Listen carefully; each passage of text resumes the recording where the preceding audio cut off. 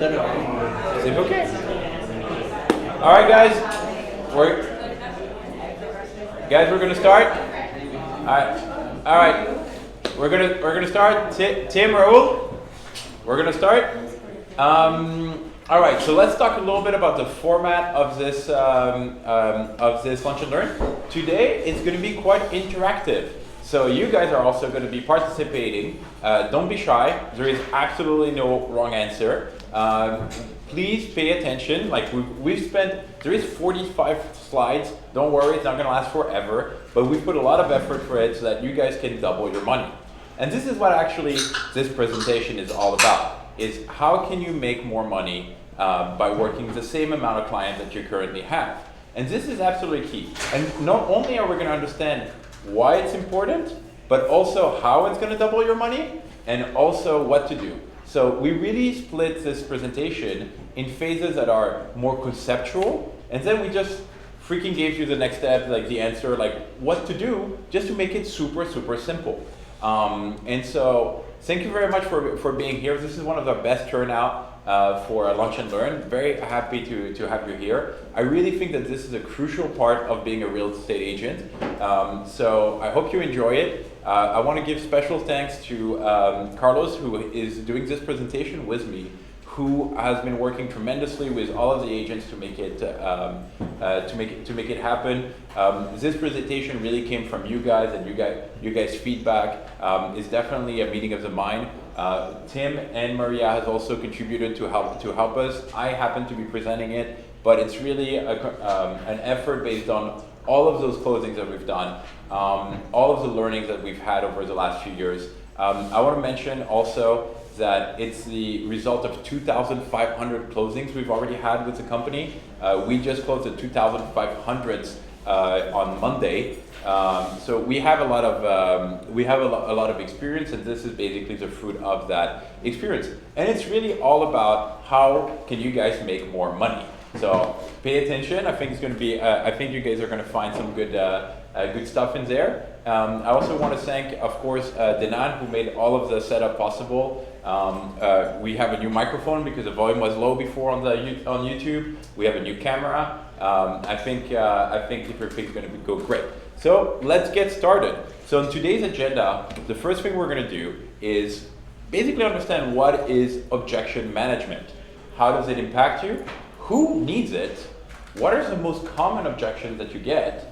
And how to deal with it. At the end, we're going to have a few, just a quick summary, a few announcements, and after this, we also have a role-playing game that we're going to be splitting off into, and that we can work with. So let's start directly over objection management, objection handling. I said it was going to be interactive. Who wants to tell me what is objection management? And Maria is not in this game. Give it a try. Raul, go right ahead. Working through a customer's initial no and turning it into a yes. That is exactly it. Okay, so knocked it out of the park. 1 for 1. That's awesome. That's really good. Now, I want to add a little bit more. What are some of the factors that can increase the amount of objections that you get? Trust.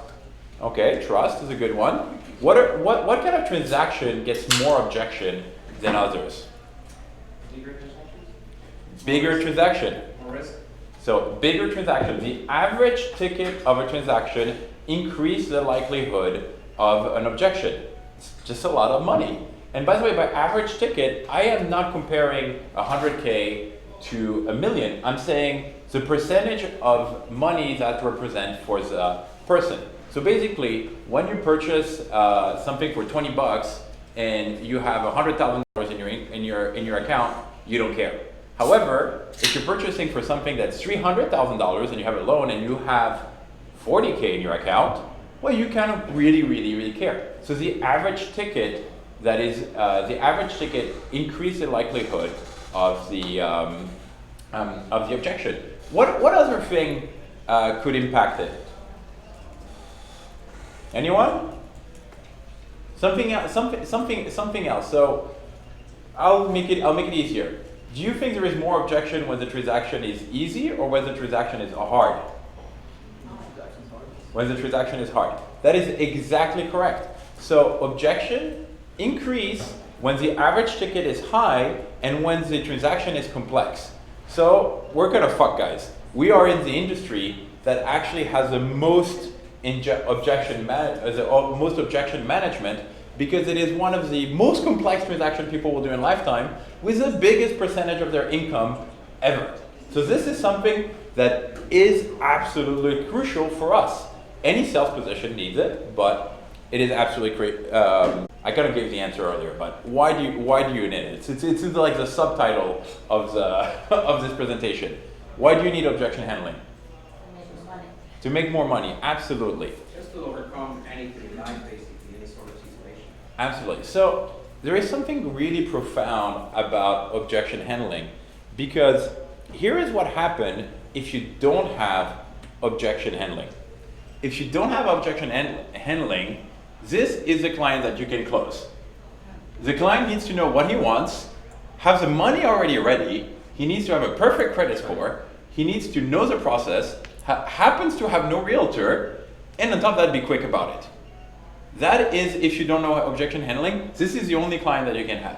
And don't get me wrong, there is some clients that are like that, but what percentage of your client is like this?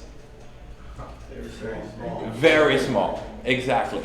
And this is why objection handling is so important, because if you know how to work objection handling, you can now close any clients that want a home. And that makes a motherfucking difference.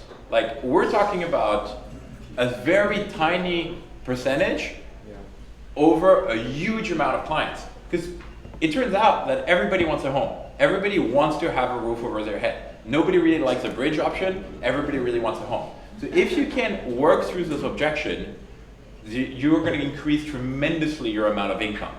Now, there is another point that I want to mention, is that all of the things that we're going to be talking about is not bulletproof. I am not talking about you're going to do this and immediately the client is going to solve itself, it's going to close.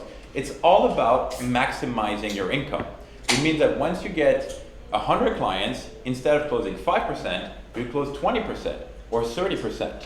So it doesn't mean that you're going to overcome everything, because life happens. However, when you're going to face those objections, you're going to know how to handle it, you're going to feel comfortable handling them, and you're going to be able to, more time than not, being able to win. And that's what really objection handling is. Sales tends to be a losing game. You don't close 70% of your clients. If you're really, really good, you close 30% of your clients. So this is definitely something that but it makes a vast difference if you're closing 5 or 30. And this is about closing those 30%. So the first thing I'd like to ask you is, what are kind of the most common problems, most common objection you guys actually are faced with?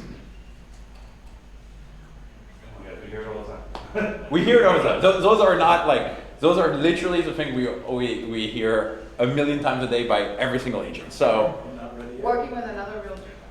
working with another realtor, ding, ding, ding, that's one. I'm not ready yet, ding, ding, ding, that's number one actually, that's number two.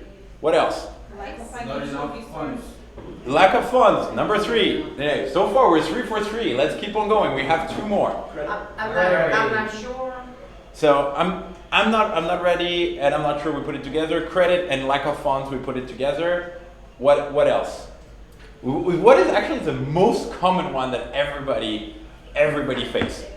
They can't find what they want. So that's still in the objection. The no-show? The no-show. The client went MIA. The client freaking disappeared. Like disappeared. Okay, who had a client here disappear before on them? All right. This is actually the number one reason we've had. And the last one is actually it's not an objection because it's already late, but it's what to do when the client has actually closed with another realtor.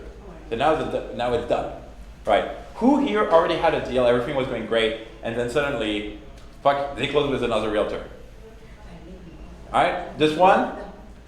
I would say a lot of the unreachable actually end up paying. For a showing, then they come back to you and say, oh, by the way, I have a family member as a realtor. So Yeah, exactly. So those are the kind of thing that happens to everyone. And we were able to name all of them because they're the most common. It's not necessarily a surprise. So we're going to go over each one individually, and some of them we're going to go conceptually, and some of them but all of them are going to have practical advice. So the first thing to do is understand is the client is not ready. It happens all the time. And there's three main reasons people are not ready. The first one is a false premise. The false premise it's really a way to say that they don't quite get how long it takes. The second one is they're impulsive. The third one is that they're really, really not ready. They have a commitment that is a hard date. So for example, they're starting a new job, or they need to liberate the funds from another country. But what is very important to know in this is that it's actually a sequence.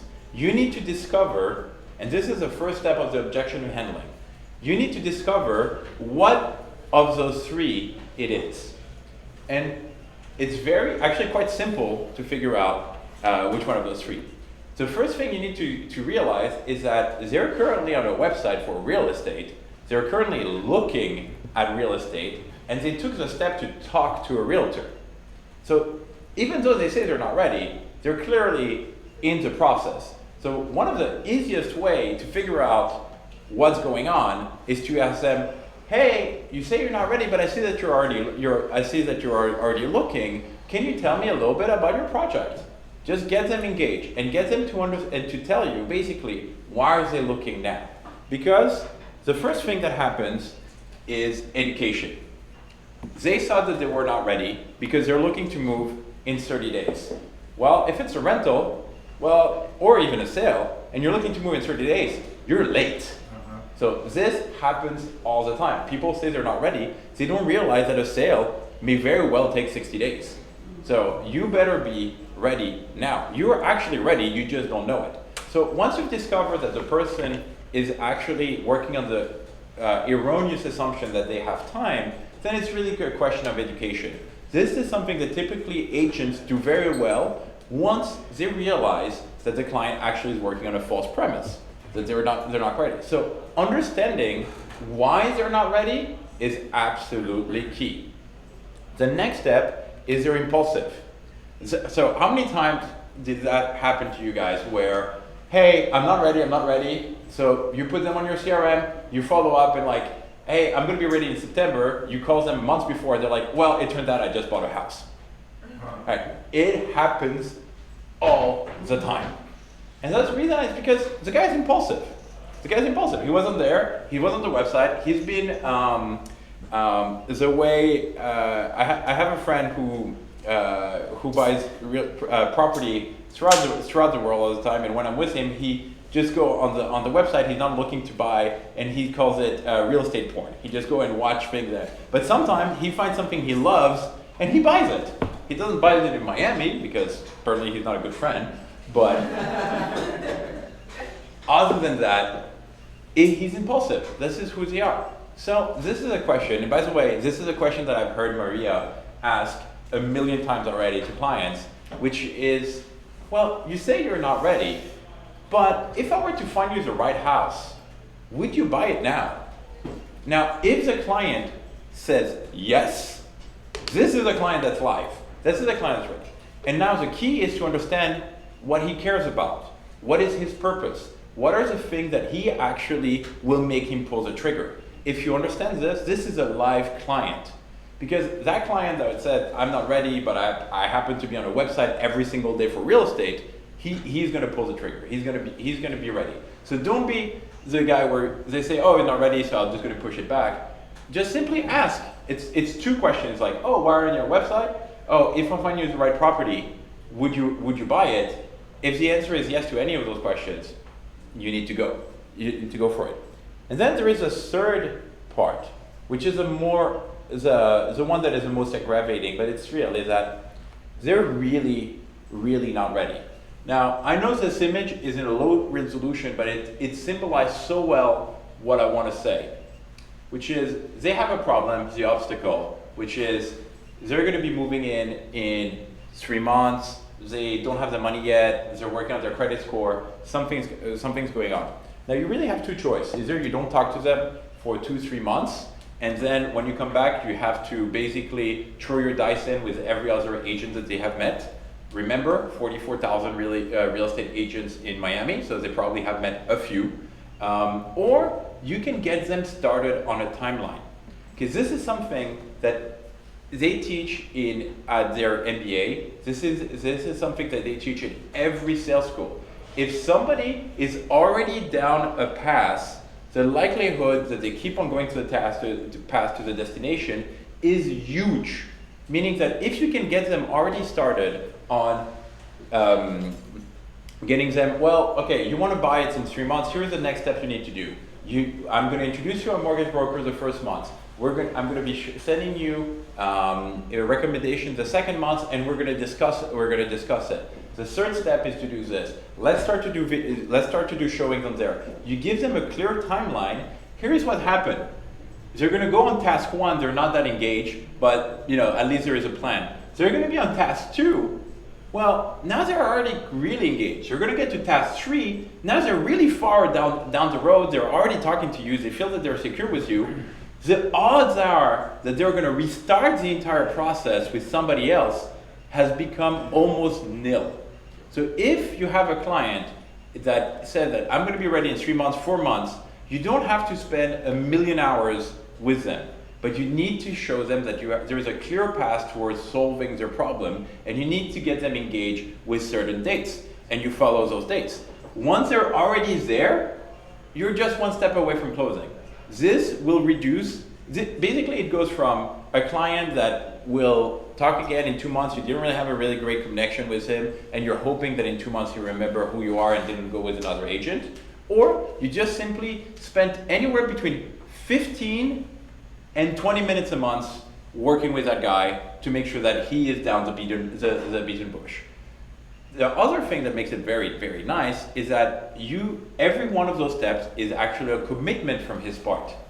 Because once he gets more and more committed, once he meets more and more, the likelihood that he will just simply follow and go through the motion is huge. And so instead of being like, oh, I'm going to get a house in 3 months and it looks like this huge project, you basically broke it down in a lot of little steps. And once he looks back, he's like, oh my God, we've already done so many things. I'm definitely moving forward. So this is it's a psychological reality. It's something that every single MBA every sales team teach, is basically get people already in the process, because then it's really hard to back out. And the next part is objection about what happens if the person doesn't have the budget or the credit score for what they actually want. And for this, I asked Carlos, who actually, when we were discussing it, kicked so much ass at answering that question that I felt that he would be more appropriate to answer this. So, all right, up to you, Carlos. You mind if I move this here? Yeah. So objection number 2, budget and credit score. This just simply means that they're willing, not capable, right? And part of it is because of their unrealistic expectations of what they want, right? So that's what the bigger picture is. So first thing you got to do is educate the client. This is where you create value again. You want to be an agent that creates value, so therefore they see a value compared to other agents. And the prospect of rentals, it's just re-verifying them to let them know that they would need 3 months rental, first, last, security deposit, most likely a minimum score, credit score. That sometimes changes depending on the building or who you're working with. And as a rule of thumb, 1/3 of the monthly income is what you would be paying in mortgage. Goes the same for purchases, okay? If they're looking to purchase a property, educate them around how the process works and where the money needs to be put in together, right? So if they have this concept of FHA loan, but they want to get something in the building that's not FHA approved, educate them about that. So it'll be likely around 20-25%. There's other programs. If you were to have gone to the financial, Gold Service Financial workshop that we did, you would be aware there's different programs that can be put together so you can put down 10%. Okay? all this knowledge that you would have through your experience, through your networking, as you talk to other people within the team, title companies, lenders, you would get those nuggets that you can offer to your clients as something that could benefit them to find a solution to, which is finding a home, right? In which case, 10, 25% down payment, the different type of loan programs, educate them about the initial deposit. Some people think the initial deposit is an initial deposit on top of the 10 to 25%. It's not, it actually goes into that 10 to 25%, right? But again, it's liquid cash that they need. Also, in regards to a minimum credit score of 580, that's for FHA loans. So let them know that, okay? And in regards to the closing cost, there's a range, right? So closing costs are typically 6 to 7% of the purchase price, all right? That's something that a lot of people don't know. They kind of sometimes ignore and they let it slide through, and then you get to the table, we get the CD or pre-CD, and then you see the closing costs, and like, I don't have an additional $10,000, $8,000, because I already put it into my initial deposit, right? And that includes the finance too, right? The total Finance? cost of 6% includes the total cost of finance. yes, pretty much. What I did is took all the HUDs and altas that I have, did a percentage of what needs to be paid out of pocket by the buyer, and found the ratio what it is according to the purchase price. Lending points, pretty much anything processing for the title, survey, title insurance, all that, most of the stuff that needs to be paid in the front, that's where that 6 to 7% goes in. Again, another rule of thumb, 1/3 of the monthly income is usually a good standing point, okay? Can you clarify that, 1/3 of the? Yeah, so most people would do is that they'll consider like 1/3 of the month of your monthly income would be contributed towards a mortgage or the rent, insurance, and all the utilities, right?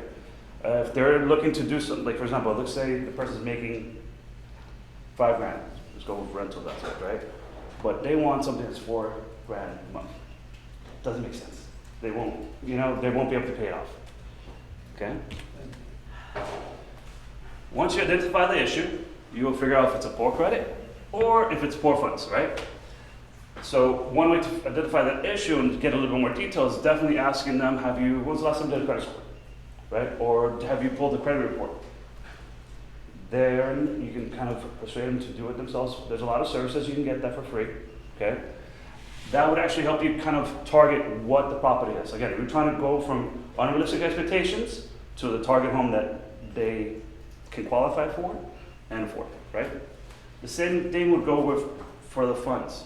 Now this is more specific towards the purchasing, but a pre-approval letter will be a great tool, one, to identify what property they can purchase, and it makes your offer stronger, right? This is how you're gonna sell it to them. You have a better opportunity to get the offer and know what you can afford by just getting a pre-approval letter. Pre-approval letter is typically not being pulled of credit, it's mostly non-documents. So when you work with a brokerage lender, they would ask pretty much a document of questions. Pre-qualification letter, they do pull credit. They will go into a little more detail, they will ask for more documentation. So we can be clear what the difference is. That way you don't scare them off, because they'll be like, I don't want to get pulled credit, I'm not even sure yet. Pre-approval letter, okay? So in regards to providing a solution, again, we're solution-based, right? We provide a solution to a problem so we can move forward with the goal of finding a home for them. Provide a solution in regards to poor credit repair services. Guiding towards that, if their credit's horrible, right? Rental communities. Cool thing about rental communities, they can probably consider a lower credit. Also co-signing, if they can find something to co-sign for them, that's another good solution. And also, if you have to work with a landlord directly, talk to a listing agent. Would they consider maybe, 2 months security deposit, 3 months security deposit? Only because they have bad credit doesn't mean they don't have the funds, right? That's another solution. In regards to poor funds, there's only a few. One of them obviously is the saving aspect of it, that's a long term. But more likely, if you assist them with putting them with the right people, in this case, a good mortgage lender that can educate them and provide them with a down payment assistance program, that's a benefit to them, benefit to you. Again, you're creating value. And also the whole idea of the gift. The gift is in regards to a gift from their siblings or their grandparents. That can be used as for the down payment, for example. We don't have the liquid cash for the initial purchase, of course. Okay? Any questions? We're all good? Okay. So once you identify the problem and then you have a solution, you have to reset expectations. In doing so, your goal is to find a client a new home in a genuine manner. What I mean about that, you have to understand that you've pretty much blew up their idea of what they can afford, but they still gotta move, right? But you provide that solution for them. In doing so, you're creating the volume, and what you wanna do is keep their hopes up. Because it can be kind of one of those things that should I even consider buying a home knowing that I can't afford the home that I want. That being said, it's just a part of the education and letting them know, well, if you do want to move, you do have options. And we're going to work this together. I'm here to help you. I have the solutions. I have the team behind me, a title company, a lender, the backing of my brokerage. So that's where you have to also put in that sales, customer service aspect of it, okay? In doing so, one of the things that sometimes gets misunderstood is the market, right? You sometimes would have people that come outside of Miami, and they come over here thinking that they can afford a house with $200,000, you know, by the beach. And you're like, whoa, slow down. So one of the things you want to do is probe. So I like probing with, so have you ever been to Miami? Yes, I've been to Miami. I used to live here 20 years ago. The market has changed. Or do you currently live in Miami? Yes, I do, but I currently live in a specific area. And so this is where you kind of also create this rapport with your client. In doing so, a key question is, why are you moving? Right? If the reason that they're moving is to be closer to work, if the reason is because they want to change school districts, they want to downsize, this allows you to reassist them with maybe a market, little pockets of markets that they did not know about. For example, they want good schools and they want to be next to, Biscayne Boulevard, they want to move to Miami Shores, right? And you're like, well, they still have good schools, a little bit further up north, a lot less expensive, and you'll still be on the east side. Again, they probably did not know the market, but you knowing the market, because you're an expert realtor, gives them another option, another solution. In which case, know your market, okay? Once you have educated them with the market aspect, okay? Now they have this concept of it's possible. But at the same time, they want 10, 20 things. What you want to do, one of the greatest questions I ask is, give me the top 5. Top 5 things that you want in your home. They're routed out, 5 things. If I'm able to get you 3 of those 5 things, can we put an offer on it? Yes, you see, you're engaged in them, so it'll be yes. Great. Now, also important to know, because sometimes the top things, they just put it out there, but a good question is, why is that important to you? If they say, like, well, it makes them actually think about it, right? So why is it important to you that you have to be off an exit? Is it traffic? Okay. So now we get a little bit more deeper into the reasoning. Again, what you want to try to do is find a solution, but sometimes it's difficult for the actual buyer to tell you what they need. Going back, needs, wants, demand, right? You want to find out what they need, and then have them accept what they need by them, again, probing them and saying, like, yeah, if you can give me 3 of those 5, we can put a deal in, okay? Oh, that's it, that was all my slides. Any questions by any chance? All right. I want to add just a little part on this last one, because it is so important, so important, because very, very often people say yes or no. It's a binary choice for a house or not. But if you can get them to intellectually think over what really matters for them, they're going to give you the answer over what you can discount. And then it will open entirely new possibilities. I want to give an example with my wife. My wife is currently looking to buy a house. in Austin, not here, because she doesn't like me that much. This is a recurring scene. But my wife wants to get a three bedroom, and in downtown Austin, so that she can have the lifestyle that it's supposed to work. Everything's great, but probably in the budget she's looking for, there is no three bedroom. Now, what's important to understand is why she wants a three bedroom, and one of the reasons she wants to have three bedroom is because she's hoping that her sister will come and live with her for 6 months in the year.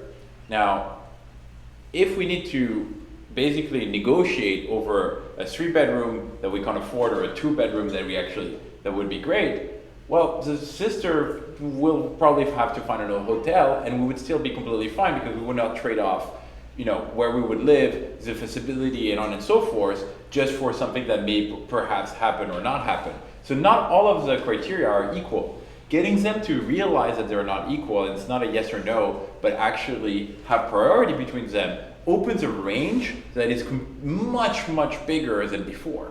And on top of that, it stops getting them to think about the price and more about what they really care about. They don't really care that it's 300 or 400 or 500, but they really care that they need to solve their problem, which is, I need to be close to my kids, I need to do this, or I need to do that. If you solve the problem and you get them to prioritize, you will find something that will work for them. That opens so much work. I really wanted to point out that opens so much thing that works that I really wanted to add on top of that. Thank you very much, Carlos. There is more to come from Carlos in just a little bit. All right, with this, let's talk about something with my two next subject, by the way, has some uncomfortable truths in it. So it's a fair warning. I'm going to say a few things that are a little bit hurtful to hear, but they're reality, and we need to acknowledge that reality so that we're going to be able to know and how to handle it. So the first thing is, clients work with another realtor. So the first thing is, why does it happen? Why does client work with different realtors? They don't trust you. They don't trust you. That's a good one. But let's pick a little bit more at this. Why don't they trust you? Knowledge or the information that you give them, either too much or too little. It could be the information you get them. Lack of consistency. Lack of consistency, that's a very, very good one. I hope this is not something for anyone here, but definitely in the realtor world, lack of consistency. All right, what else? They just don't know you. They don't know you? That's a very, very good one. They don't know who you are. You just had a phone call with them for 5 minutes, so that's very difficult. What else? Lack of connection. Okay, lack of connection, that's definitely one. So let's take the scenario also here where they actually are working with a different realtor, but now they came into Home 61 and they're now talking to a new realtor. Why could this be happening? Anyone? Shopping around or something? Well, why is it shopping around? So that's great. The other realtor's not finding them what they need. They're not finding them what they need. That actually happens a lot. And you said a really, really nice word, which is what they need. Not what they want, what they need. That's very different. Now, let's give a little bit more, just a few more. All of those are great examples. A few more. Not experienced with the area. They're not experienced with the area, that's possible. The lack of knowledge from the other realtor. Not responsive.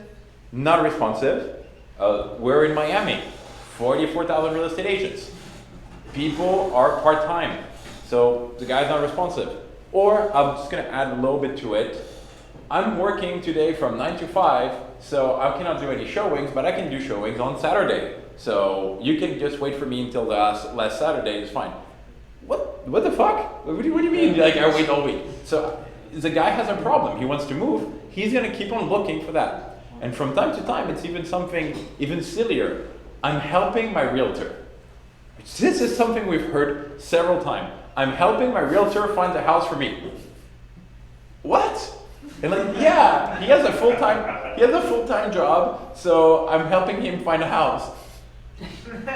All right, you'd be surprised this happened all the time. But they already have an agent. This is another thing that we didn't quite mention, but it costs nothing to the client to work with 10 people. If anything, they're edging their bet. There's one more thing we didn't quite talk about. We implied it, is that it's impossible for the client to know who is good and who is not good. Even if you have an amazing welcome call, are you going to follow up with me? Is it really going to happen? I don't know. I was in my Uber, and my Uber driver rang as a realtor, and then I ordered coffee at Starbucks, and the Starbucks barista was a realtor, and I cannot tell who is good is not good. So that's definitely a difficulty. This is something that really happens. So there is no cost, but they also don't have the transparency. So what they're doing, they're edging their bets. They're edging their bets. They're like, okay, since I cannot tell who will solve my problem, I will try as many times as I can. It's unclear that they're working with, that you're a professional, that the agent is a professional, which we talked about. They have angst about timing. This happens a lot. Very often, you say, hey, we're going to do the showing on Saturday. By Saturday, they already visited like four different places because they were very anxious to solve their problem. What Ariella said, which was very important, is that the agent is not showing what they need, but very often they're showing what the client wants. This is very, very different. The client says, I want to see this, this, and this. And then you show up there and it makes no fucking sense for their project. It's because the realtor did not understand the true purpose of the client and is just basically opening the door. And that's very different. If you're just opening the door based on what the client wants, you're not providing an added value. More on this later. But basically, they have a problem that needs solving, and they cannot tell who will solve that problem. Who will be the solution to my problem? And as long as they cannot tell it, then you have a problem. So we need to do a few things. So first and foremost, the mind frame. And I'm going to walk a little bit through it. What is the number one thing that, you've been in showings now with your client. What is the number one thing that, the number one thing, number two things, if you will, what are the two things that you should not do? Because you're working with that client for a few times, you're going to be showing, you have a good connection, and then you realize that he's working with another realtor. What are the two things you shouldn't do? Talk bad about the other realtor. So that's a third one, and that's a very good one. We're going to touch on it, but it's a little bit later. Attitude. Don't be angry. Don't be angry at your client. It is normal that he's hedging its bets for all of the reasons that we just mentioned. Yes, I understand how you feel it is disrespectful. I understand how it is annoying, but you can't get angry to them because for them, they can't really tell who is good, who is not good. I know you did a good job. I know you did more effort than the other one, but you can't get angry. And okay, I'm going to say this, having done this mistake Monday. Okay, I was talking to a friend. He was going to make a fucking stupid decision, and it annoyed me. It was so stupid. I got angry, and I passed this. But now, as I was getting angry, I realized something. As soon as I got angry, and I need him to do something, he's not going to do it. So as soon as you get angry, it's game over. At that point, you can drop and you can say, "I got angry. I fucked up." Like it's over. It's over, right? They're going to be defensive. They're not going to do it. So the other thing you cannot do is you can't give up. And the reason you cannot give up is a very sad truth, is that all of your clients are working with different realtors. And I know it's uncomfortable. I know it's not something that you necessarily want to hear, but it's normal that it's Miami, 44,000 real estate. They have talked to another realtor at some point just by sheer luck. So you can't give up. If you give up every time you realize that they are working with a different realtor, you have no clients whatsoever. So that's just something that you have to do. The other thing is you can't get angry. And I get it. I really do. But you can't. It's just like, as soon as you did, you just throw in the towel. All right. Now, what should you do? Well, if they're talking to you, first of all, they're not satisfied with whoever they're working with. There is a problem there. So the first thing you need to do is just simply say, hey, you're working with other realtor. Why are, and I respect that, I understand what you can do. I think I have a lot to bring, but why are you working with different realtors? And they're dissatisfied about something. Now, the key, the most common answer is like, oh, I didn't know, or like, well, you do know that we all have access to it because every single realtor in the world said, I have access to everything. Please, please, please don't work with somebody else. So why are you dissatisfied? At that point, they also made an effort, and this is absolutely key. This is the reason why you shouldn't give up and why you shouldn't be angry. They actually made a lot of effort to talk and coordinate the discussion over several different realtors. That means that those guys have a big intent to close. They're actually making a lot of effort to make sure that they can solve their problem. It is very likely that those guys will close, hopefully with you, but it's very likely that they will close. And you're now in competition, right? You have to be in your A game. And the question is not about how to not be in competition. The question is how to beat the competition. So here are the few things that you should do. Kind of like the cheat sheet, if you will. The first one is, well, be everything that the other guy is not, right? If the guy is not available, I happen to be a full-time realtor. I have the time. And this is actually going back to Abel's point. Don't talk crap about your realtor. Because otherwise it seems, again, putting them on the defensive. What you do, you just simply make them realize you're everything that they wish for. You're going to be the solution to their problem, and the other one is not. But having them realize this is a lot better than actually telling them. So the most common issue is that the other realtor is working part-time. So the fact that you guys are full-time, that you are on top of it, and that you can help them is absolutely huge. That's a huge advantage, which is why I keep on saying on all the videos, like speed is key, speed is key, speed is key, is because, well, while the other guys are busy doing something else, you're closing them. The other one is to talk about your differentiator. So this is something that's absolutely key. If we're just people who are opening the door to clients over what they want, and then we're basically validating what the client thinks, which is they're all realtors are the same. This is where your differentiator needs to shine.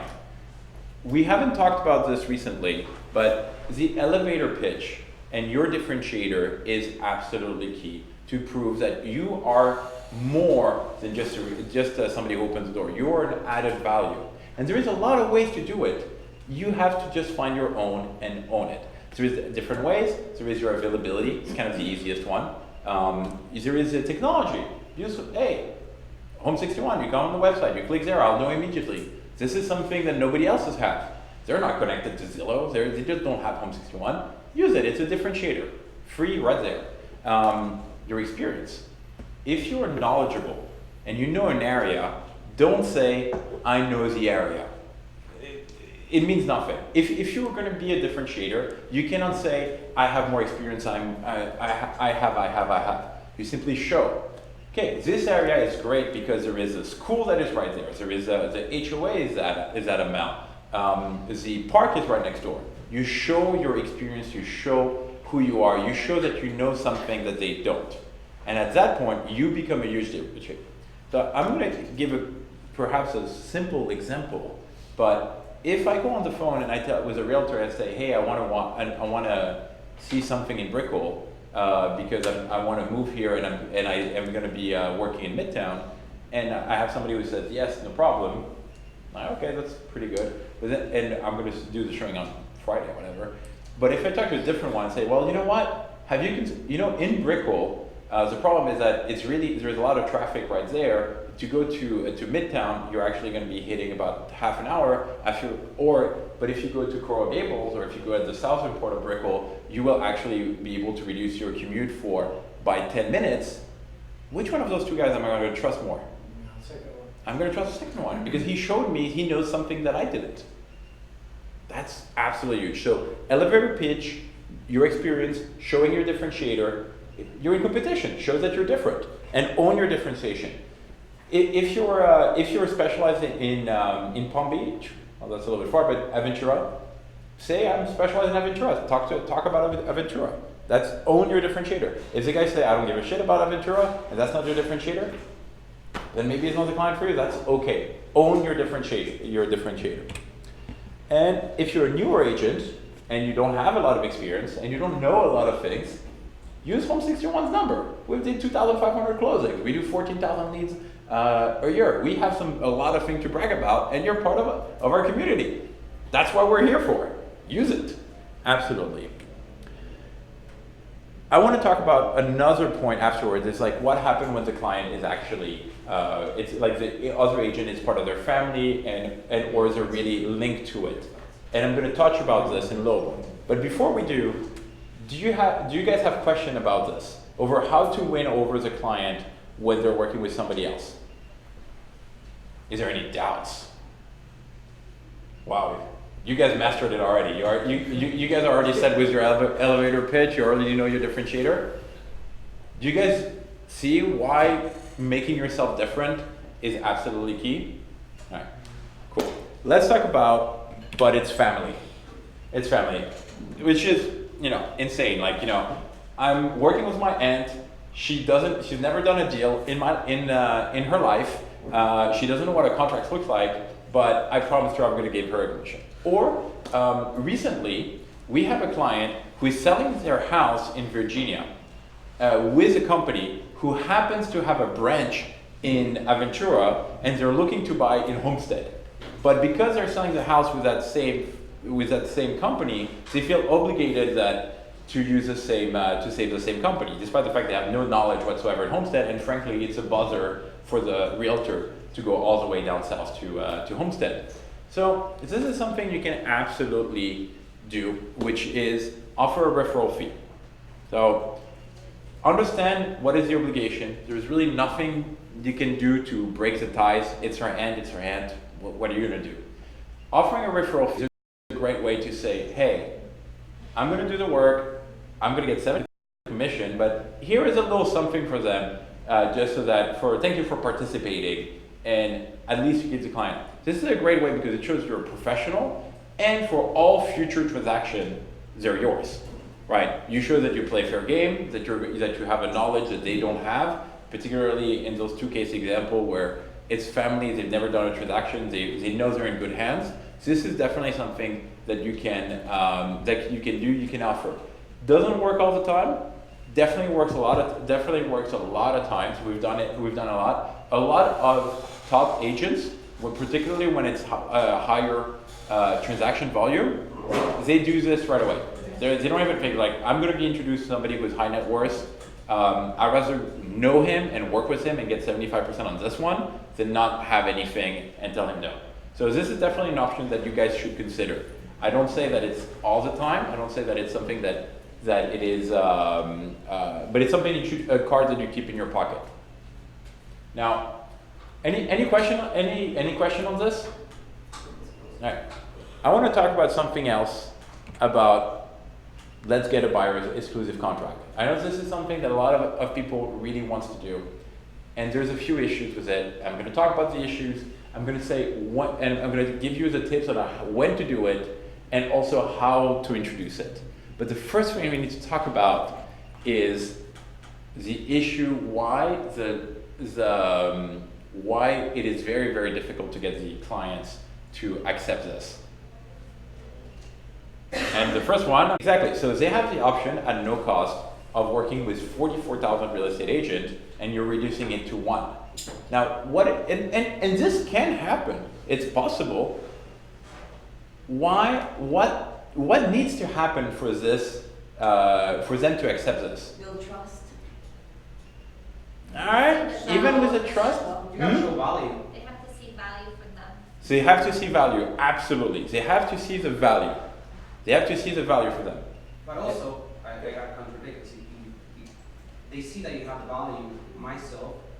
If I'm tying the client to myself, it means that I don't trust my value. If I show the value, I don't need to have the contract. So there is a little bit of this, but let's keep on pulling at that trigger. Like you need to give them something. Well, okay, I'm kind of going to go just as it. You need to give something of value in exchange, right? And by the way, the value is not your value. It's something they value, which is very, very different. And look, guys, I get it. You value your time. right? But the problem is, when we first started, we discovered that they don't value your time because for you, your time is free. So this is a major, major challenge. And you guys knocked it on the park, is that you're basically asking them to go 44,000 agents to one. So it's a huge trade-off, right? And remember, they often don't know who is gonna solve their problem. So the next question, the next question is, when should you do it? When does it start making sense for them and for you to do it? Once you start building trust, like after the first meeting.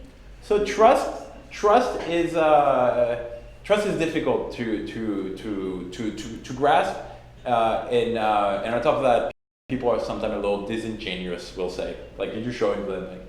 Once you show your value.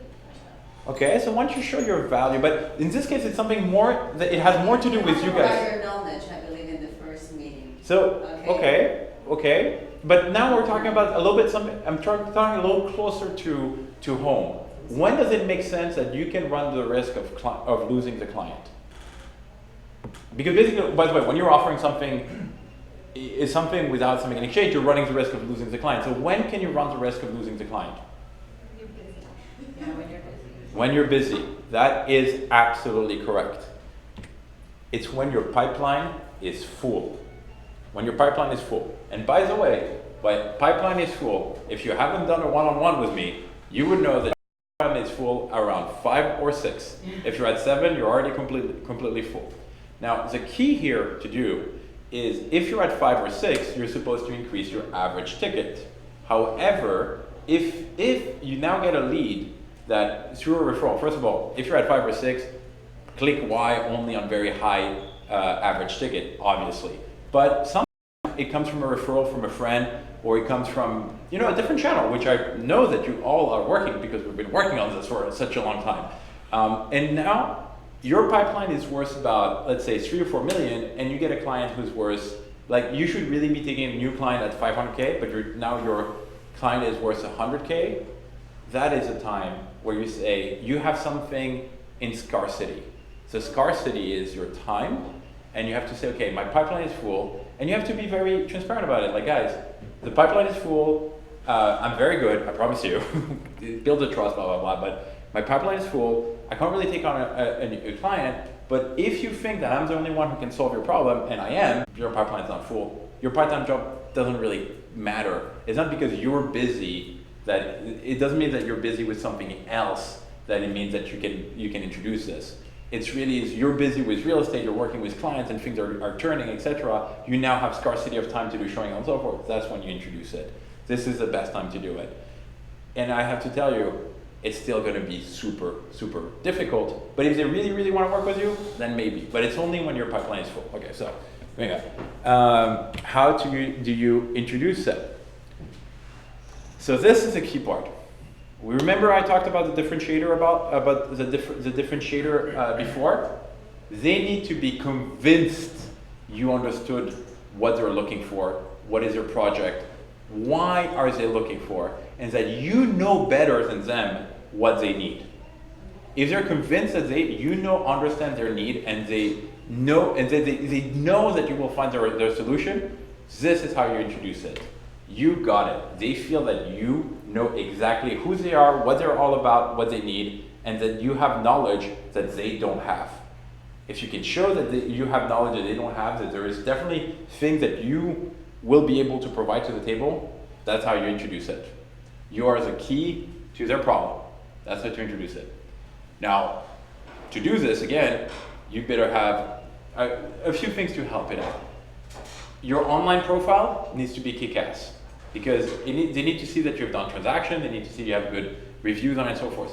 Your welcome call needs to be kick-ass. Your elevator pitch needs to be kick-ass.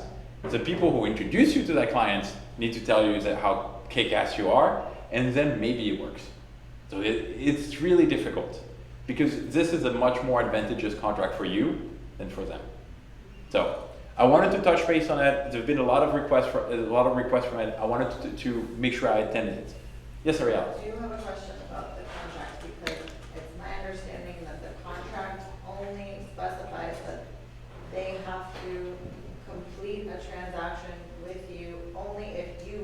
onto the property, which is, we're already protected for that.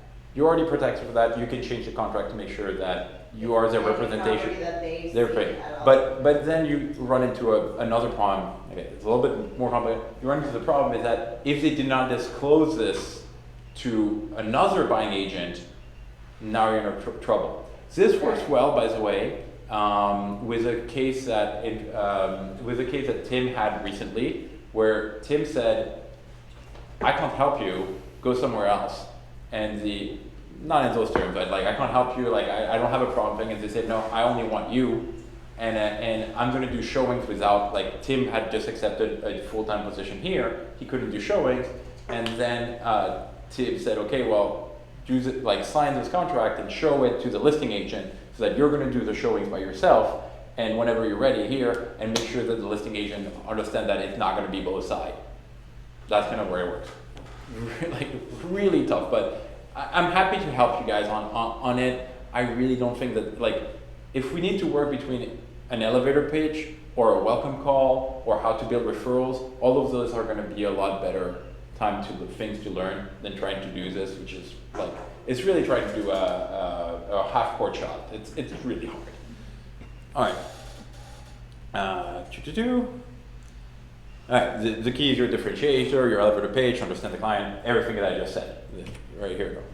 All right, so this part is going to be the longest part that we're going to talk about.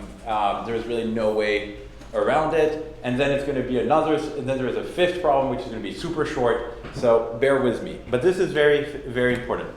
So the first thing we need to go over is client going MIA means the client becoming unreachable. Who does it happen to? No, to Anna, but in a larger, but in a larger sense. Like, what do you guys think? Does it happen? Does it happen to other agency?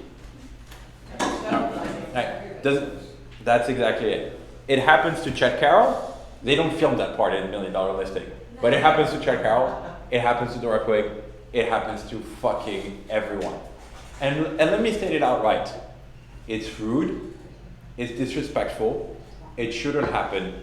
It will happen. It's part of being a realtor. Like, I get it. It's crazy, but it happens. But it is what it is. Then there's really 3 moments where it happens, and we'll just go really quickly around the door. When does it happen? When does the client become unreachable? At what point in time? Right after. Perfect. Right after the welcome call. All right. Right after the welcome call. More frustrating. After the showing, first or second showing. I'm gonna get to this. Which one? First or second showing? First of second showing. Fucking no show. You're there with a listing agent holding hands, and the guy doesn't show up. All right. It happens all the time. And sometimes the listing agent gets pissed, and I'm like, dude, like, remember last Tuesday when it happened to you too? Like, thing. And all right. And when else does it happen? All right. Right after the offer. Well, right after the offer, which happens is rare, but right after the showing, right? Right after the showing, you had a wonderful day of showing, everything went great. We're gonna make an offer, and the guy kind of disappear. So after welcome call, they disappear after showings. After the offer happens to it's a little and less this guy wasn't even, he's out of town, so I wanna like FaceTime and everything and da. Yeah. Nowhere to be found.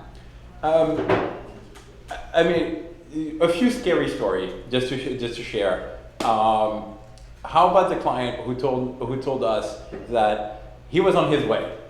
He was on his way. He was coming. So I'm telling the listing agent, like, hey, he's on his way. Everything's gonna be great. No problem. And then like, hey, you told me you were on the way like 45 minutes ago. And then, yeah. You know, I'm on my way. I'm good. And then he go. And then like, yeah, it's been an hour and a half. Like, are you walking here? Like, what the fuck? Like, and then he goes like, well, actually, I can't make it today. Oh my God. Like, what the fuck? Like, how is that possible? It happens. Like it happens. And again, this is something that I want to tell you guys is that I don't have a bulletproof solution, but I can really minimize it. And I can also make sure that you guys don't waste your time. minimize the waste of time. If there was a bulletproof, I promise you I would give it immediately. It is so rude. People who have meetings with me, if they're 15 minutes late, they don't have a meeting anymore. It's crazy and it happens. I'm sorry about it, but it is. So I wrote the answer already there. Why does it happen? It's because they're not respecting your time. Now, why are they not respecting your time? Because it's free. Because it's free. All right. A little bit of uncomfortable truths for now, right now. That's true. Yeah, they don't, because it's free. Why else?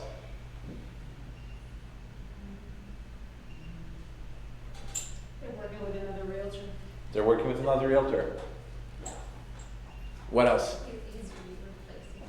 Yeah, sometimes they know they will close with a family member, but the family member doesn't have time. Exactly. So they will use you. So it's you, or somebody else Exactly. makes no difference. Okay, so that's also a little bit of an uncomfortable truth. It's okay. I'm gonna have the solution. And by the way, don't get me wrong. I'm not saying this is the truth. What I'm saying is this is what they perceive. That's very different. And I'm sorry I didn't clarify this. This is what they perceive. Now we're gonna make sure that this is not what they perceive anymore. But the first thing is okay. So it could be any realtor. All right. What else about your added value? They just don't see it. What they think your job is to open the door. And why do they think your job is to open the door? If that's all you've been That's doing. If that's all you've been doing for them, then. Well, it's even worse than this. It's not what you have been doing for them. It's what everybody has been doing for them. That's really clear. Their expectation, and particularly in Miami, it's true throughout the U.S., but it's true particularly in Miami. People say when they are asked where should I buy, the answer of the realtor is where do you want to buy? Like this is the number one question every realtor says. Like tell me what you want, and I'm like. You can't ask what they want to the client. You need to understand what is their purpose. If your only added value is just to open the door, then your time value goes down. Why do people kind of like really want to work with a top producer? Why do people want to work with a top producer? Anybody? Because they know more than the client knows. Well, because the client thinks that they know something that everybody else.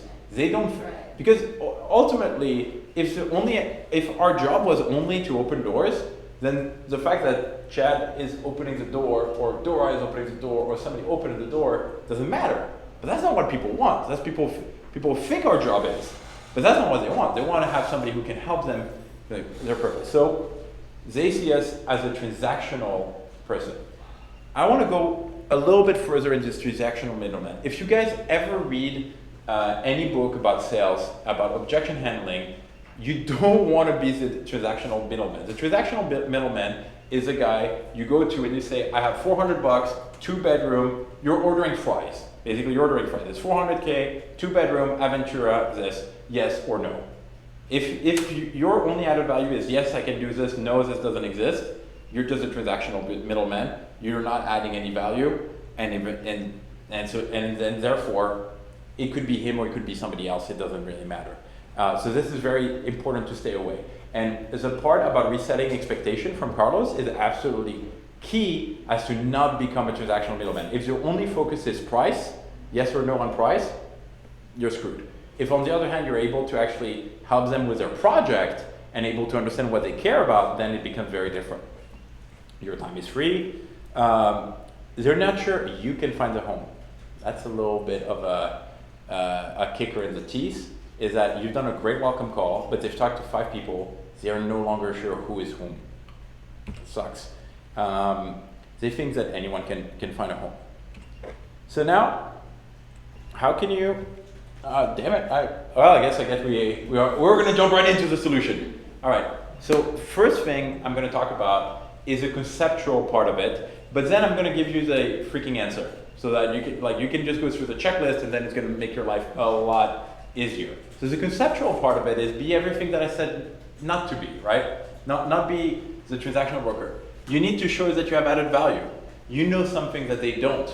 And by the way, all of you guys know something that our clients don't. Because if you just know that there is closing cost, you're already a step ahead of the game. If you know that there is a title insurance that's required, you're ahead of the game. So show that you know something that they don't. So you're a differentiator. You cannot be the same as every realtor. And here is the key part. A lot of you guys are very nice people, and that's nice. And I know that a lot of people are very worried to lose a client if they're being too pushy. So what I'm saying is not to be a dick. That's not what I'm saying. But you need to be professional. And the key to be professional is to control the next step. You need to control the timeline. You need to show there is a timeline, you need to the next step. So why does a timeline, why do you want to create a timeline? Few people? Good, Maria, who helped me do the presentation. Set expectation, but go for it. Yeah, I was just going to say, just give them an expectation as to how the process works. Okay, how's the process work? Good expectation. What more? You create a relationship. You create a relationship, all right? Communication between you both. All right, exactly. What else? You build engagement when people, if you show them the. You build engagement. What giving them the timeline, what does it say about their goal? It's going to be reached. It's going to be reached. That's exactly it. Everybody loves it when a plan comes together. This goes back a little bit to my previous message, is that if you have a timeline and they're already engaged into it and they know that the end goal is solving their problem, they're already there. And that's absolutely key. Because on top of that, you're going to be doing something that they don't quite realize, but will help you tremendously, is to create few checkpoints. Those checkpoints are the following. Well, here's the benefits. Actually, we just talked about it. It shows professionalism. If you go to the doctor and he tells you, oh, we'll see what happens, you're going to walk out of there and be a little bit worried. If on the other hand, he tells you, okay, here is what you have, here is what you're going to take, and here is when it's going to be solved, you walk out of there like, oh, that's a little bit of a pain, but fine, we're fine. It shows professionalism. It shows that you know what you're doing. It reduces ambiguity. This is something that I've seen every single realtor in the face of the years do. They say, hey, I need an answer, let me know. Let me know is a problem because now you have no timeline. Let me know in 3 weeks, in 1 year, in 6 months, etc. There is no hard date. This is not a professional conversation. You cannot just let me know. You need to let me know by then. Let me know by this. We have a project. We have something to deliver. You're a project manager in this finding a home. So let me know whenever you have the time. All of those things show a lack of confidence and a lack of and again, it's not about being a dick. It's about setting clear expectation. It gives a sense of security. Going back to my doctor's example, people who are engaged into small steps increase the odds that they're going to achieve the bigger step. And that is the part that I want you guys to understand the most. If you have a lot of little steps and they miss the little steps, what are the odds that they are going to close with you? If you have a small deadline, I'm going to be sending a recommendation at 4 and I'm going to call you at 5. And when you call them at 5, they don't pick up. And then you text them. Do you think they're going to show up as a showing on Saturday? No. Not going to be there. So basically creating this pipeline increases the odds that you're going to be able to close, reduces the amount of people with no-shows. That's absolutely key. It's for you guys to maximize your time. So we're going to go, and by the way, I'm going to have those available for everyone. You can just simply go and do the checklist over what needs to happen. Sorry, Mr. Oliver. Yeah. We need to check something in that room. All right. How can you wait 5 minutes? All right. Awesome. We don't have internet in the office, so this is an emergency. All right. But They're I just won't gonna go make in. any noise. okay, so then go right ahead. If you don't make any noise, it's fantastic. And on top of that, if you want to learn how to sell real estate, it's a great opportunity. All right. So basically, during your welcome call, you really need to do and explain the immediate next 3 steps. You don't necessarily have to go through all the steps of the closing and so forth, but you need to set a timeline. Okay, I'm gonna send you a recommendation. I'm gonna follow up call. I'm gonna do the follow up call and give you options, and we're gonna do a showings. Now, here is a key part of why you're doing this.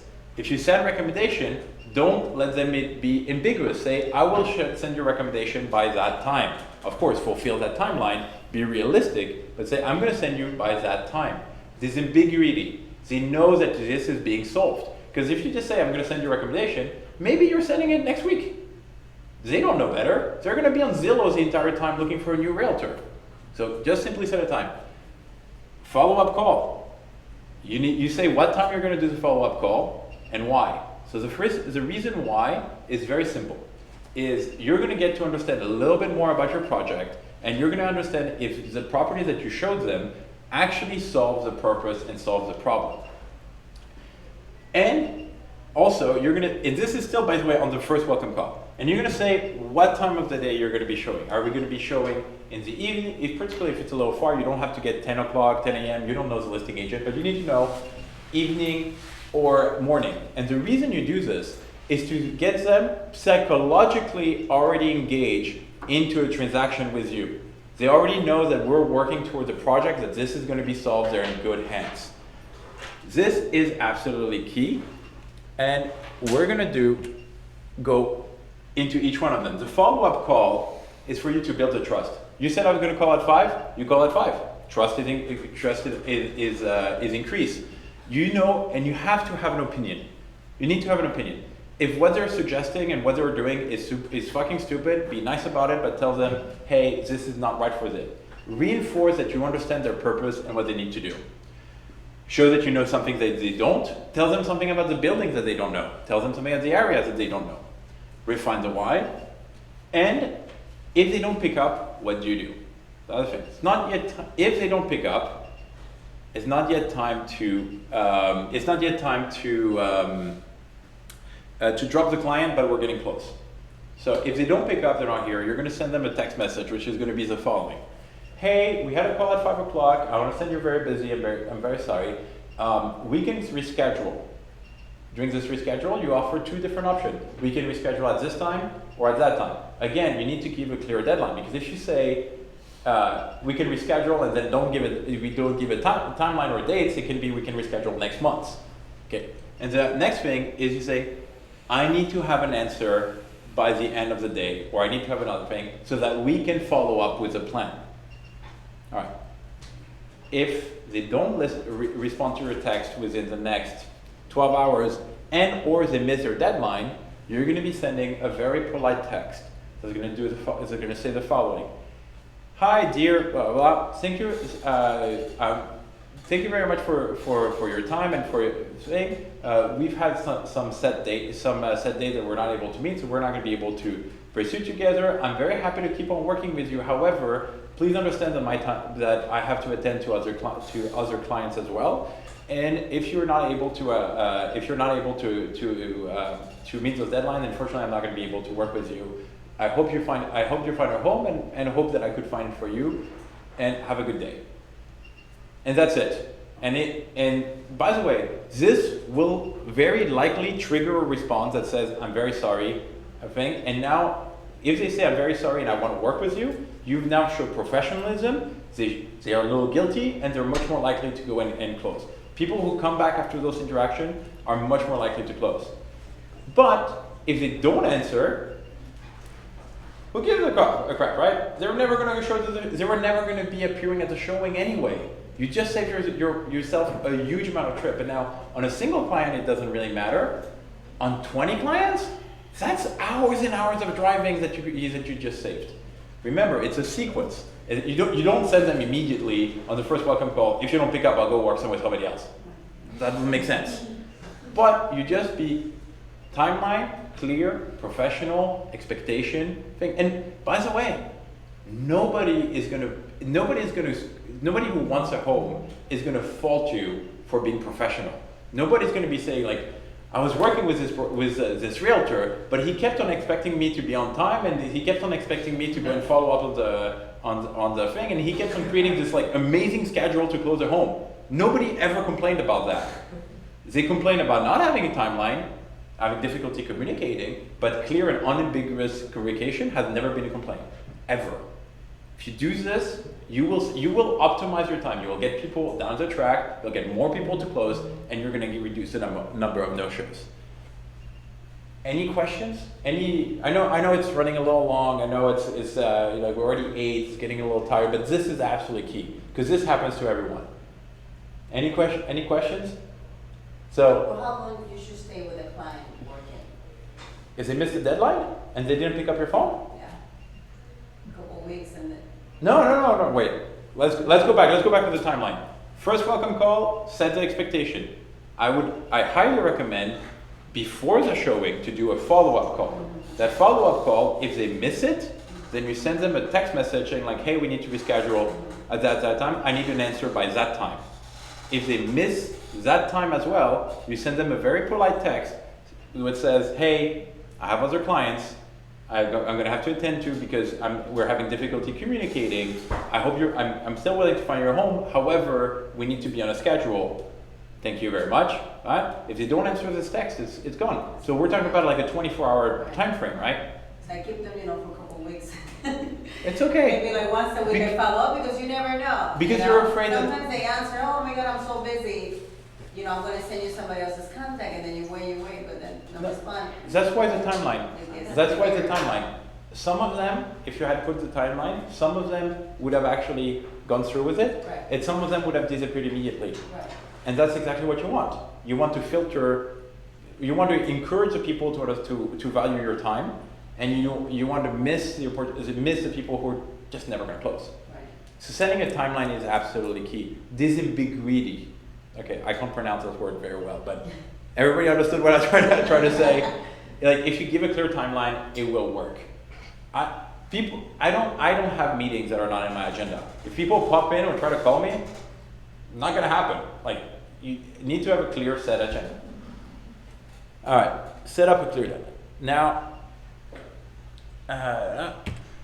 Now, before the showing, okay, so now we understood the concept. Those are just tips and tricks on how to reduce a no-show.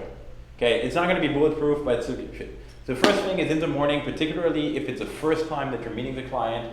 Okay, good morning. I'm so excited to be showing you this house. For clarification, here is the time and here is the first address that we're showing. Please be sure to be on time because this way we can see all of the properties that we have scheduled and we're going to be able to find you your home. Remind them that if they miss a showing, they might be missing the house of their dream, right? You're working toward a project, right? The project is finding their home. If they miss a showing, they might be missing exactly the one that they wanted. So that's definitely. Before you leave, warn them that you're going to leave soon. And typically, what's going to happen is that you're going to be interacting like organically. Like, hey, I'm about to leave. Let me know if you're already on your way. Normally, a normal transaction, they will not find this intrusive. They'll just be like, okay, like coordination, no problem. Make sure you ask for the acknowledgement. I'm about to leave. Let me know if you're on your way. Ask for the acknowledgement. If you're just telling them you're about to leave, they can ignore it. But if you're asking for an acknowledgement and they don't answer, problem. Don't leave yet. Hey, reinforce that I didn't get an answer from you. Know that we're going to be missing maybe the home of your dreams. Something nice, but in this instance. Finally, if they're answering and you think that they're shaky, like my guy who was on his way, don't hesitate to say, hey, if we don't make this, if this is not important for you, I can work with I have other clients that I have to attend to, so please make sure that we're going to be working. I recommend to do this kind of like only if you're really feeling that the guy is shaky. There's something that's very important, and I've heard realtors say almost this, but a little bit different. So I said, I have other things to do. Okay, don't say that, ever. I have other things to do implies a manager. I have other clients to attend to, it means that you're a professional. Very different things. I know it sounds silly that I say this, but it's like you're in the moment, you're talking to the client, you don't necessarily think about how he's going to perceive it. All right. After the showing, this is something absolutely key. You're building the trust. You show your added value. You show them something that they don't. You keep on doing the thing.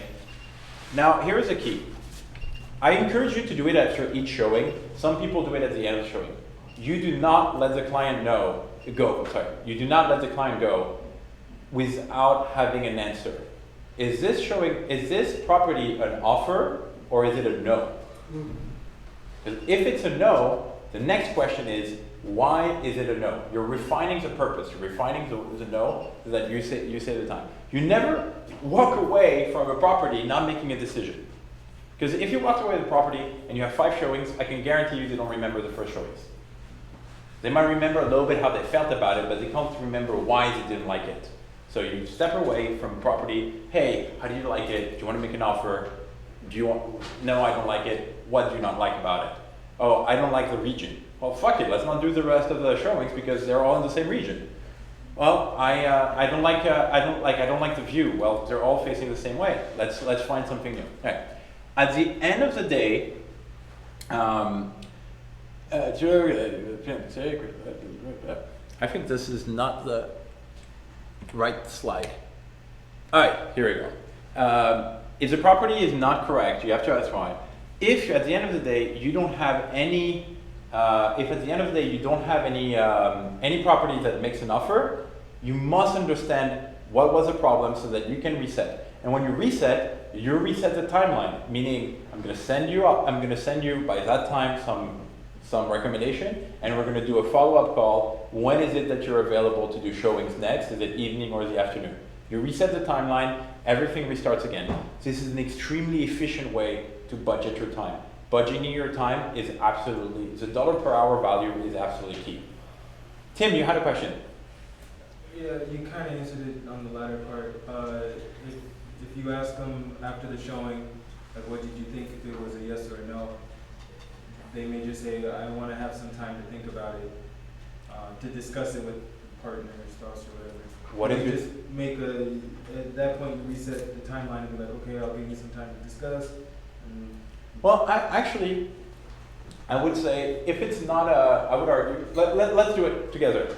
Hey, what did you think of this property? Do you want to make an offer? There was a few things we liked about it. We're just gonna discuss a few things later tonight and get back. Great. What are the points that you would like to discuss? I'd love to be I'd love to be able to answer. If any one of them I can answer right away, this way they're out of the table. Well, the layout. No, oh good. We can stop here. You answered. The fact that, hey, I want to discuss. Don't let them go away. See what they want to discuss, because those are things that are basically is a no.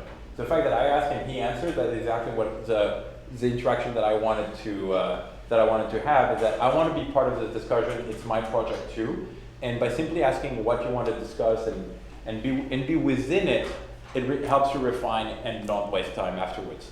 And who would be the client who doesn't answer that question? Like, hey, what would you like to discuss? Let me help, and then you just don't say a thing. Yeah. Like, they're gonna answer.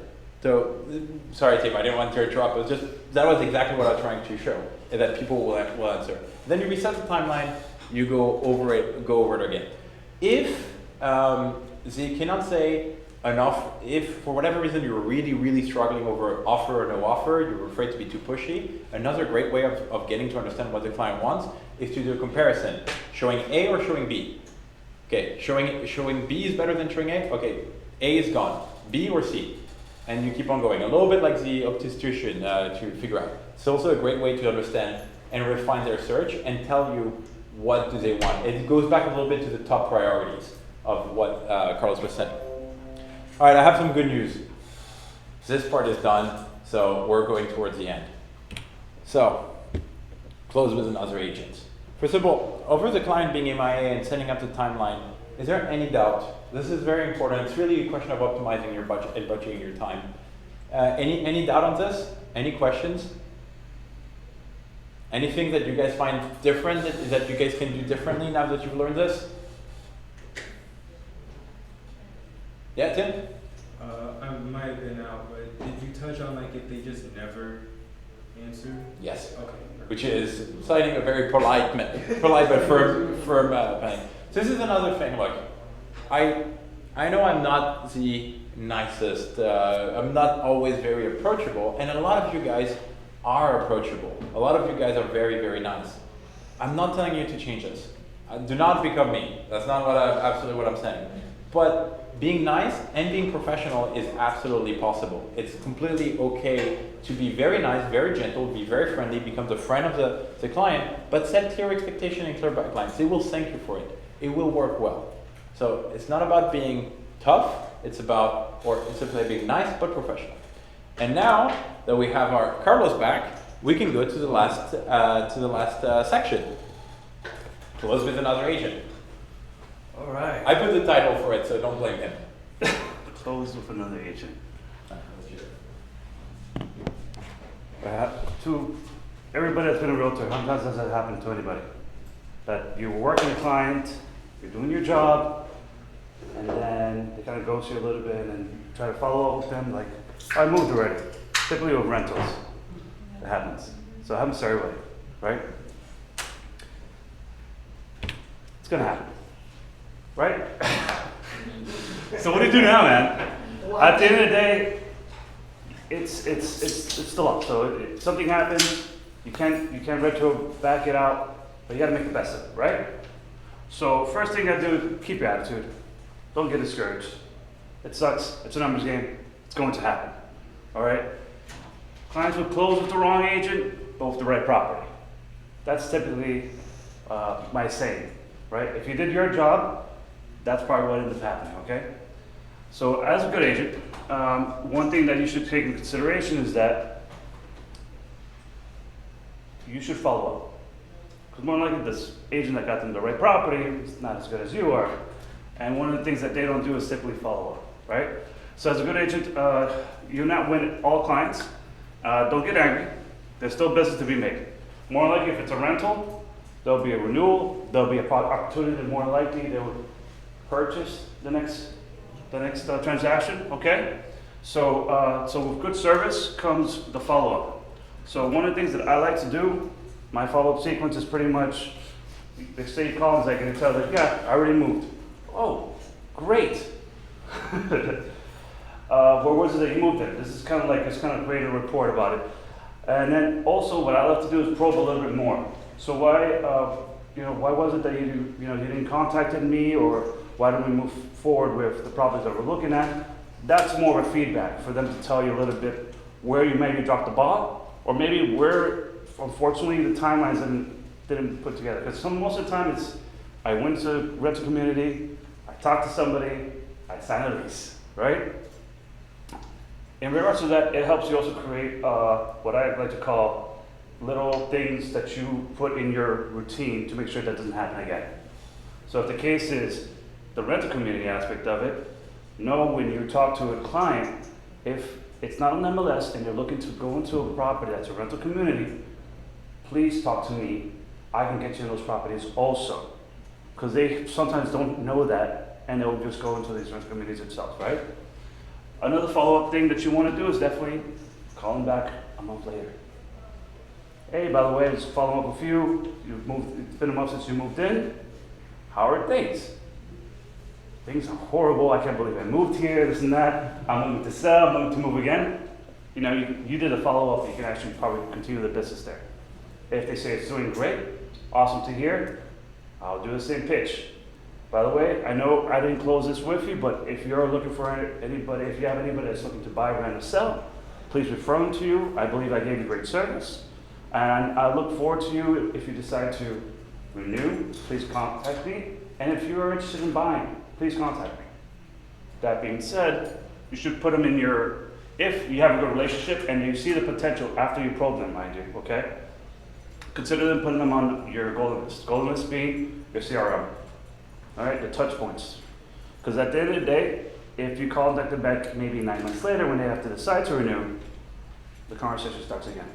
Are you looking to renew? No, I hate the building. Awesome. Are you looking to purchase? Yes, no, have you ever considered purchasing? No, how about I could put you in contact with a lender? You get a little bit more information, it's probably a better opportunity for you, it's a better investment. And you're still doing business.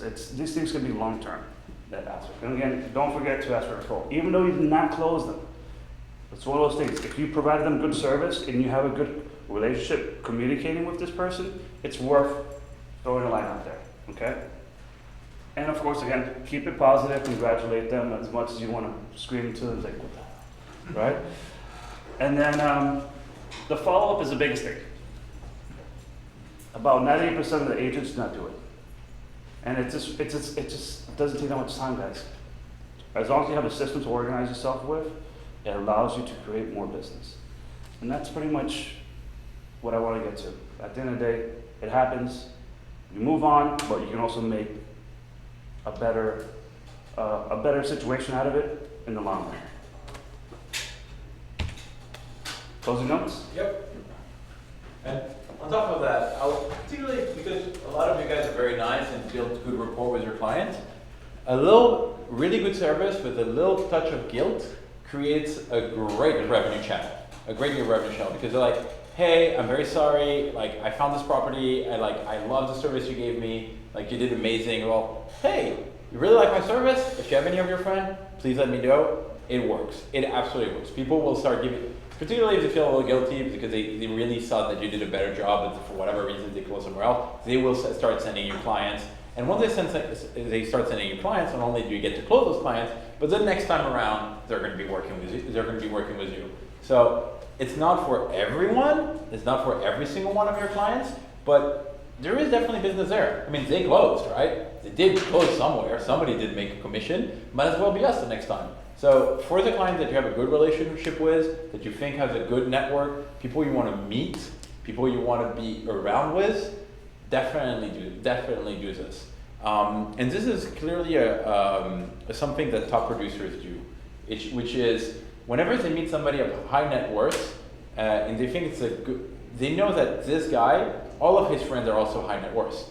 So getting good with this guy and providing a good service and doing the follow-up definitely is worth it. So I'm going to give you an example. If you have a 5,000, 3,000, whatever is the price range you're looking at, you think is interesting, and that guy closes somebody else, provide an amazing service. You can't hurt. And the follow-up, we're talking about 10, 15 minutes of conversation every now and then, right? It's not a big investment for your future deal. So definitely, particularly if you feel a little guilty, it will work wonderful. Yep, any question? All right. The next part, because it's an interactive training, I would like to ask you, what is the next training that you would like to go? So we separated a few things that we think are important, but we would like to have your feedback on it. So we're going to take a few seconds to read it, and then we're going to have a little vote. All right? Let me know when you guys are ready. I just want to add something to the last one. Yeah. On the following up with people who we don't close, it's a great tactic for future business. We're all in this. We're professionals. We're in this for the long haul. So we need to stop being short-term thinkers and be more long-term thinkers. But I also want to add, I hope you're all following up on the ones you do close too. Please follow up on the ones you do close. Create a calendar and just put it in there, a little reminder. Hey, it's been 3 months. Hey, it's been 6 months. Hey, it's been 10 months. Are you going to renew? Because those of us who may be new to rentals, it's important to know that you do get a renewal commission on rentals. So if they stay and they renew, you get money just for following up and being nice. And if they choose that they want to move, you help them find something else. So keep that follow-up going on all clients. So yes, absolutely. I mean, we've touched a lot on working with referrals before, but this is, I mean, it's key. It's so much easier to close somebody you already have the trust, because all of the problems, by the way, that's a great point. All of the problems that I just mentioned, all of the objection management, if you solved it the first time, the second time you already overcame all of them. It became so much easier. It's just a completely different kind of transaction anymore. Like, they trust you, they like you. You don't have the objection. You don't have to prove your added value. You've already proved it. I mean, it becomes just it's your ballgame. So let's go to the subject at hand. Who wants to do the next training on time management? All right, I see 1, 2, 3, 4. All right, 4 for time management. Pipeline management. Pipeline management, we have 1. Which, by the way, maybe I explained, pipeline management is how to optimize your time, when to be prospecting and when to be and when just to be managing your portfolio of clients and when to be working your referrals. So that's kind of like pipeline management. So that's 2. No, so I was gonna say something, I'm sorry. Oh, sorry. If you're gonna elaborate on something different and what we discussed on the one-on-ones, it'll be great, but I think we touched a lot of that when we. And so yes, if you do one-on-ones with me, you're definitely going to be touching on some of those subjects as well. What I do provide in those lunch and learns that is big is that in this case, the lunch and learn was with me, but very often you get to have different perspectives, different people, and on and so forth. It's not necessarily me who's going to present those. Working with clients from out of states, 1, 2. All right, so far time management is looking good. The ABCs of working with an investor, all right, great. Just to clarify, ABC of working with an investor means what the hell is a cash flow analysis? What does ROI mean? Basically the key is the NOI. What's NOI? It looks a little scary. That's the ABC of working with an investor, because I know everybody likes to work with an investor. I want investors. Investors are great. Like, okay, but can you speak their language? Because if the answer is no, you ain't working with investors. So, the ABC, and how to get referrals. All right. So we have 4 for get referrals, 4 for time management, and 5 with working with investors. We're going to do the next one will be how to work with investors, and we're going to keep those 2 on the back burner to know that there is a lot of interest on this. For that topic that we're going to touch on the next meeting, Yeah. can you see if we can add on tools? Because I have my spreadsheet for Yeah. having costs, blah, blah, blah. Carlos has one. I think that if you already have for capitalization, we have one in the back office, that cash flow analysis. But it'll be good to have one for Pippin. Yeah. As a template for all the agents. Yeah, absolutely. All right. So yeah, we can build some tools. Before the tools, I have to say, the first step of that training will be just to explain what it is to work with an investor and how to talk their language. Okay, cool. Now, yep, Anna. Just a suggestion for our website. Yeah. For that cap rate. Yeah. It's like kind of the worst case scenario. I'm wondering if we should also add have 2. Best case scenario, no vacancy, we're good to go. Like tax rates are actually assessed at a lower rate versus kind of like the worst case Yeah, scenario okay. or a range more. Yeah, and I think this is a very good point, because our cap rate is a net cap rate, and every realtor in the world sells a gross cap rate. So we're being overly honest. So we should definitely be able to present both. I think that's a great feedback. But I think you can use that just as a regular parameter. But if you really want to deep into it and how much vacancy rate and closing costs and so forth, you should really use a template. You should use a template for cap. I think that was it. So the It's intent. hard to sell people yeah. on the net cap rate. So the intention was to show that we were knowledgeable, but it kind of backfired. So I see both points. You need to have both. You need to have both for sure. Sometimes it's just easy to kind of screenshot and give them an example, like here's an estimate. But I can't send it when it's always so low, so I'm like, never mind. All right. Don't worry about the return. And so, But do you but have it- a template for your cash flow analysis? Well, no, like I'm referring to the one that's On But the do thing. you have a template that you can send your investor for capital? There's a ton of websites that will have it. No, but it's fine. I don't Guys, use we're gonna those, keep. so, yeah. We don't want to keep everybody here, so definitely. But look, clearly, a lot of interest for this, so we'll just do it. Like as simple as that. All right. So this is running a little bit long. Definitely a little longer. We had planned to role play on those kind of things. Who wants to role play and to work a little bit on objection management now? It's okay, raise your hand. If you don't have the time, that's completely fine. If we can't do it, it's completely fine. But role play is something that is a great way to practice, because this is a safe environment. I know you might be worried like, oh, what if I fuck up, etc. Well, let's fuck up together here rather than with the client out there. So who can do some role playing now? Please don't everybody. I'll stay to watch. All right. All right, Gary, I saw a little scary hand. All right. 3, Maria. 4. All right, we're getting some traction here. Who else? Do we get 5? We talk about 5. Let's see very 5. That's all right. Sure, it's fine. All right. So we'll take the people. We're gonna do it in the big room of our own office instead of squatting the office of somebody else. Move over. We'll do the role playing. Take advantage of it. I highly encourage you if you have the time. It's gonna be great. And we can also book this at a different time to do it. Thank you very much for coming. Thank you for joining us. This is very important. Time management, objection management is there. Thank you for putting in the time and being too polite to run away. And I hope you enjoyed it. And thank you very much to Carlos and everybody. All right, let's do it.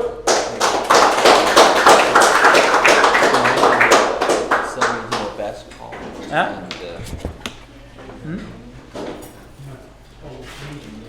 What? For the other agents and Oh yeah. One more thing. If you want to make $100, well, you need to win. But if you want to make $100, submit your best welcome call. Ash and I are screening calls every Thursday, but we can't get through all of them. So to help us, submit your welcome call. The best welcome call at the end of the quarter gets $100. So it's very simple. You just give me the name of the client, the name of the client. That's fine, and we'll listen to it. The best one will get $100. And last but not least, we are paying. If you refer to other agents, we're paying on Monday the referrals of other agents. So if you refer to another agent, there is an entire referral program. It's being paid on Monday. Thanks again.